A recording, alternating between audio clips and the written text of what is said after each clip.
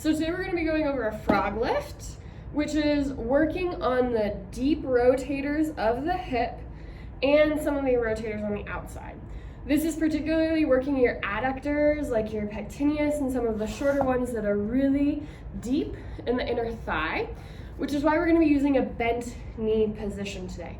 When you use a straight leg position, you're more likely to get the longer adductors like the gracilis or the adductor longus.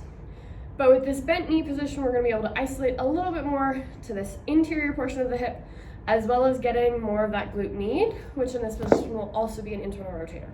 So we're going to start with a yoga block.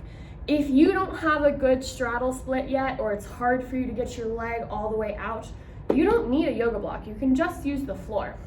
But this is typically where I like to start people because it'll allow them to isolate the motion and it helps you identify when you're using your back to move your leg. So you're going to get into a plank position with your elbows supporting and one leg cocked out to the side at a 90-degree angle. So what that looks like sort of from the front is my leg out like this. So you're going to get into this plank position. This leg is straight. You're going to bring that knee up and out to the side 90 degrees and support yourself on your elbows. Try not to like arch and sag your back. Keep your core lightly engaged. If it's more comfy for you to be torso to the floor, that's fine. But so now my knee is on the block and I'm going to rotate from squeezing my butt and pulling in from my inner thigh to lift my ankle. Notice that I'm not like twerking here. I'm not using my low back.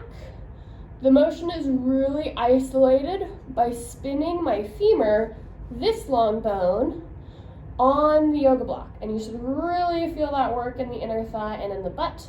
And you can sort of hold that ankle up there. If you get this much motion, that's great, fantastic. If you get this much motion, also great, fantastic. Try not to fling up there, because you can see how much motion goes into my back there. Slow and controlled. Here's what it looks like without the yoga block, where you're in that plank position. It'll be a little bit easier and less of a stretch. So that's a frog lift.